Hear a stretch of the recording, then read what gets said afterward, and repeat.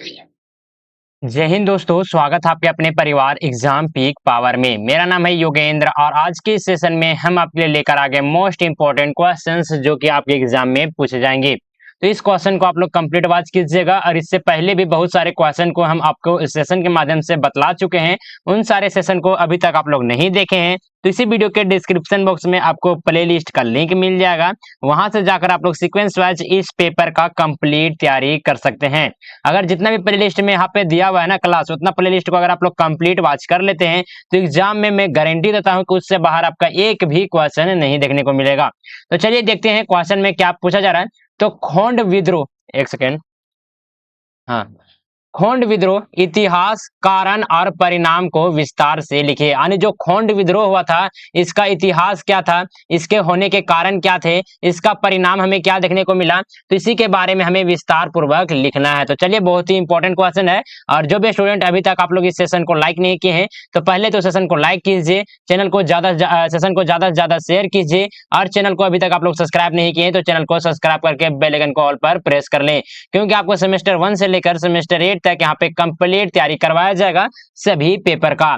तो चलिए देखते हैं क्वेश्चन में क्या पूछा जा रहा है, जो कि यहाँ से इसका उत्तर स्टार्ट हो जाता है और हम लोग देखेंगे इसका उत्तर जो क्या आता है। खोंड विद्रोह इतिहास, कारण और परिमाण, जो कि नीचे दिया हुआ है, परिणाम, समझे ना। इसमें हम लोग देखेंगे खोंड विद्रोह 1870 से 1874 में हुआ था और भारत स्वतंत्रता संग्राम में एक बहुत ही महत्वपूर्ण अध्याय के रूप में जाना जाता है। किनको? तो खोंड विद्रोह को। यह विद्रोह मुख्य रूप से ओडिशा यानी कि उड़ीसा कह सकते हैं कि खोंड जनजाति, कौन से जनजाति के द्वारा हुआ था, तो खोंड जनजाति के द्वारा किया गया था। इसे खोंड विद्रोह या खोंड हुल के नाम से भी जाना जाता है। कहने का मतलब है कि हुल बोलिए या फिर विद्रोह बोलिए, यहाँ पे दोनों का ही मतलब एक ही होता है, अर्थ, समझे ना।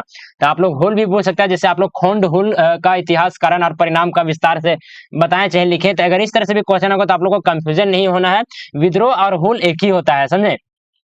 चलिए देखेंगे अब इस क्वेश्चन का जो क्या आता है इतिहास, यानी कि खोंड विद्रोह का इतिहास हम लोग समझने का प्रयास करेंगे। तो खोंड विद्रोह का नेतृत्व मुख्यतः खोंड जनजाति के नेता रेगालू ने किया। यह विद्रोह 1870 के दशक में ब्रिटिश ईस्ट इंडिया कंपनी के शासन और उनके स्थानीय जो सहयोगी के खिलाफ में यह विद्रोह हुआ था। खोंड जनजाति की भूमि पर ब्रिटिश प्रशासन और जमींदारों का नियंत्रण क्या हो रहा था, तो बढ़ गया था, जिससे स्थानीय लोग की जीवन शैली और संस्कृति पर नकारात्मक प्रभाव पड़ा था। यानी कि जितने भी जो खोंड जनजाति थे, जो उनकी जो जमीन थी, जो उनके जनजाति का रीति रिवाज था, उसमें क्या कर रहे थे, तो जो ब्रिटिश शासक थे और जो उनके जो स्थानीय जमींदार थे वो क्या कर रहे थे, तो उस पर नियंत्रण कर रहे थे, उस पर हस्तक्षेप कर रहे थे, जिससे जो खोंड जनजाति के जो जीवन शैली है और संस्कृति है उसमें बहुत ही नकारात्मक प्रभाव देखने को मिला था। चलिए आते हैं इसका कारण, यानी कि जो खोंड विद्रोह हुआ था इसका कौन कौन से कारण है इसे भी हम लोग समझेंगे। जो क्या था, सबसे फर्स्ट पॉइंट में हम लोग देखेंगे जमींदारी प्रथा और भूमि अधिग्रहण। इंपॉर्टेंट ये पॉइंट हो जाता है, आप लोग इस पॉइंट को जरूर जरूर मेंशन कीजिएगा, जमींदारी प्रथा और भूमि अधिग्रहण। इसमें हम लोग समझेंगे ब्रिटिश प्रशासन ने जमींदारी प्रथा को लागू किया। क्या क्या था, तो जो ब्रिटिश शासन थे उसने क्या किया, तो जमींदारी प्रथा को लागू किया, जिसके तहत खोंड जनजाति, जितने भी खोंड जनजाति थे उनकी भूमि पर जमींदारों का कब्जा हो गया। इससे खोंड लोगों को अपनी पारंपरिक भूमि के बदले क्या क्या किया गया, तो जो खोंड लोग थे ना, उनके जो प्रारंभिक भूमि था उनको क्या कर दिया गया, तो बेदखल कर दिया गया था उस भूमि से, समझे ना। बेदखल होना पड़ा और उन्हें भारी करों का भुगतान करना पड़ा था। कहने का मतलब उसका जो भूमि था वो भी छीन लिया गया था ब्रिटिश शासकों के द्वारा और साथ ही साथ उन पर बहुत ही ज्यादा भारी कर आने के टैक्स भी लिया जाता था, वसूला जाता था, समझे। चलिए आगे देखेंगे, अगले पॉइंट में हम लोग समझेंगे शोषण और अत्याचार, किस प्रकार से उनका शोषण हुआ, उन पर किस प्रकार से अत्याचार हुआ, तो इसे भी हम लोग समझेंगे। तो जमींदारों और महाजनों द्वारा खोंड जनजाति के लोगों पर अत्याचार और शोषण किया गया। उसे बेगार यानी कि मुफ्त श्रम देने के लिए क्या किया, तो मजबूर किया गया। उनकी आर्थिक स्थिति दिन ब दिन क्या हो गई, तो खराब होती गई। कहने का मतलब है जो जितने भी ब्रिटिश साम्राज्य थे, जो उनके शासक थे, वो क्या कर रहे थे, जो भी उनके जो सहयोगी जमींदार थे, वो क्या कर रहे थे, तो उन पर जो खोंड जनजाति है, उन पर बहुत ही ज्यादा अत्याचार कर रहे थे, उन पर शोषण कर रहे थे, और उनको मजबूर किया जा रहा था कि उन्हें मुफ्त श्रम आने के लिया जाए, यानी कि उनसे बेगारी करवाया जाए, उनको मजबूर किया जा रहा था, जिसके कारण से जो खोंड जनजाति की जो आर्थिक स्थिति था, वो दिन ब दिन क्या हो रहा था, तो बदतर होते जा रहा था, यानी कि खराब होती गई। समझे? चलिए आगे देखेंगे, अगले पॉइंट आ जाता है। और आप लोग को ये क्वेश्चन समझ में आ रहा है कि नहीं आ रहा है, तो आप लोग हमें कमेंट के माध्यम से जरूर बताने का प्रयास कीजिएगा, ताकि हमें भी पता चले कि जो क्वेश्चन हम आपको करवा रहे हैं वो आप लोग को समझ में आ रहा है भी या नहीं। समझे? तो चलिए देखेंगे, पॉइंट नंबर 3 में हम लोग समझेंगे धार्मिक और सांस्कृतिक हस्तक्षेप। किस प्रकार से खोंड जनजाति की धार्मिक और संस्कृति पर हस्तक्षेप किया जा रहा था, इसे भी हम लोग समझेंगे। तो आता है इसका हम लोग इसको देखेंगे, ब्रिटिश मिशनरियों और स्थानीय अधिकारों द्वारा खोंड लोगों की धार्मिक और सांस्कृतिक परंपराओं में क्या किया जा रहा था, तो हस्तक्षेप किया गया। उसके बीच क्या हो गया, तो यह संतोष बढ़ गया, और वे अपनी संस्कृति और धार्मिक अधिकारों की रक्षा के लिए क्या किए, तो संघर्ष करने लगे, यानी कि विद्रोह करने लगे, समझे, आंदोलन करने लगे।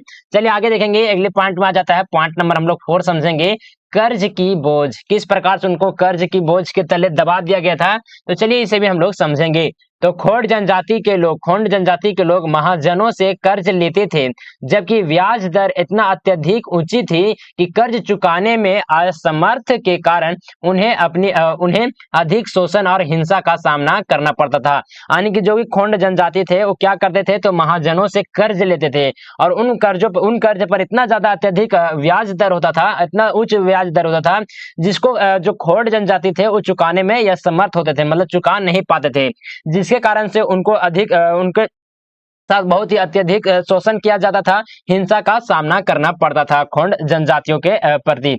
समझे? चलिए आगे देखेंगे, अगले पॉइंट आ जाता है, पॉइंट नंबर 5 में हम लोग समझेंगे स्वतंत्रता की चाह भी था उनके कहीं ना कहीं मन में। समझे? तो खोंड जनजाति के लोग अपनी स्वतंत्रता और स्वायत्तता की रक्षा के लिए संघर्ष कर रहे थे, जो उनकी पारंपरिक जीवन शैली और अस्थायित्व शासन की भावना को क्या करे, तो जुड़ा हुआ था। कहने का मतलब है कि जो भी खोंड जनजाति थे, उनको क्या, उनके अंदर में एक भावना उत्पन्न हो रही थी कि हम स्वतंत्र और अपने द्वारा ही शासन, अपने ही क्षेत्र में अपने द्वारा शासन हम चलाएं। समझे ना? तो इसके बाद और अपने जो संस्कृति है, जो उनके जो पारंपरिक जीवन शैली है, उसको रक्षा करने के लिए जो कि ये संघर्ष करने लगे थे। समझे? चलिए देखेंगे, खोंड विद्रोह का क्या परिणाम हमें को देखने को मिला, तो चलिए इसे भी हम लोग समझते हैं। जो क्या आता है, पॉइंट नंबर 1 में हम लोग देखेंगे ब्रिटिश प्रशासन का दमन। कहने का मतलब है कि विद्रोह को कुचलने के लिए जो ब्रिटिश प्रशासन थे, उन्होंने व्यापक सैनिक कार्रवाई की, विद्रोहियों को पकड़ने और विद्रोह को समाप्त करने के लिए कई कार्रवाई की, कई विद्रोही नेताओं को गिरफ्तार किया गया और उन्हें कठोर सजा दी गई। चलिए आगे आते हैं, अगले पॉइंट में हम लोग समझेंगे आर्थिक और सामाजिक प्रभाव किस प्रकार से देखने को मिला। तो विद्रोह के दमन के बाद खोंड जनजाति की आर्थिक और सामाजिक स्थिति क्या हो गई, तो और भी खराब हो गई। उन्हें अपने पारंपरिक भूमि और संसाधनों से वंचित किया गया, और शोषण का बोझ जो कि क्या हो गया, तो बढ़ गया, जब विद्रोह इन लोगों ने किया था।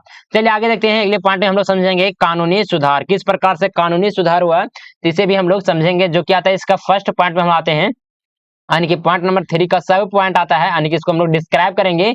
तो विद्रोह के परिणाम स्वरूप ब्रिटिश प्रशासन ने कुछ हद तक सुधारात्मक कदम उठाए। जब ये विद्रोह किए थे, समझे ना, जब ये विद्रोह किए तो क्या किया, जो ब्रिटिश प्रशासन थे वो कुछ हद तक इनके हित में, मतलब कि जो कि कदम उठाए, सुधारात्मक कदम उठाए। खोंड क्षेत्रों में कुछ सीमा तक सुधार किए गए, लेकिन आदिवासी अधिकारों और भूमि के मुद्दे पर व्यापक सुधार की कमी रही, यानी कि मतलब कि वैसा कुछ व्यापक सुधार नहीं हुई थी, उन्हें सुधार की कमी रह गई थी विद्रोह करने के बावजूद भी।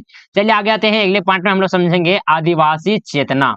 आदिवासी चेतना किस प्रकार से था, तो खोंड विद्रोह ने आदिवासी समुदायों में जागरूकता और संगठन की भावना को क्या किया, तो बढ़ावा दिया। यह विद्रोह आदिवासी संघर्षों की शुरुआत का एक महत्वपूर्ण संकेत था, और भारतीय स्वतंत्रता संग्राम में आदिवासी संघर्षों की भूमिका को क्या किया, तो उजागर किया था। चलिए आगे आते हैं, अगले पॉइंट में हम लोग समझेंगे सांस्कृतिक और सामाजिक जागरूकता, किस प्रकार से उनकी सांस्कृतिक और सामाजिक जागरूकता फैली, तो इसे भी हम लोग समझते हैं। तो विद्रोह ने खोंड जनजाति के लोगों में अपनी संस्कृति और सामाजिक पहचान के प्रति जागरूकता बढ़ाई। क्या की, तो जितने भी जो खोंड जनजाति थे उन लोगों ने क्या किया, तो अपने संस्कृति और अपने जो सामाजिक उनका पहचान था उनके प्रति उनको जागरूक किया गया इस विद्रोह के माध्यम से, समझे। यह उनके सांस्कृतिक अधिकारों और परंपराओं की रक्षा के लिए नई प्रेरणा बनी। चलिए देखते हैं इस क्वेश्चन का जो क्या आता है निष्कर्ष, बहुत ही इंपॉर्टेंट ये निष्कर्ष पॉइंट बन जाता है। जिस प्रकार से आप लोग का सब्जेक्टिव एग्जाम होगा तो निष्कर्ष लिखना आप लोग बिल्कुल भी मत भूलिएगा। आप लोग शायद एक आध पॉइंट मिस कर सकते हैं बीच में, लेकिन निष्कर्ष आप लोग जरूर लिखिएगा। तो हम लोग निष्कर्ष में क्या देखेंगे, तो जो खोंड विद्रोह हुआ था 19वीं शताब्दी में भारतीय आदिवासी संघर्षों में एक महत्वपूर्ण घटना था। कौन, तो खोंड विद्रोह। और कौन सी शताब्दी में, तो 19वीं शताब्दी में भारतीय आदिवासी संघर्षों में से। आप लोग को ध्यान में रखना है पॉइंट को, समझे। यह विद्रोह न केवल खोंड जनजाति के अधिकारों और संसाधनों की रक्षा के लिए संघर्ष का प्रतीक है, बल्कि यह ब्रिटिश प्रशासन के खिलाफ भारतीय स्वतंत्रता संग्राम के प्रारंभिक चरणों में से एक भी माना जाता है।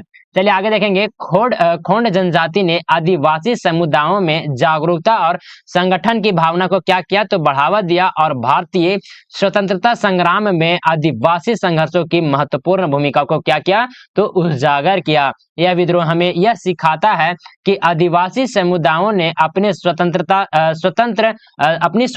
संस्कृति, पहचान और भूमि के अधिकारों की रक्षा के लिए कितने संघर्ष किया, समझे ना।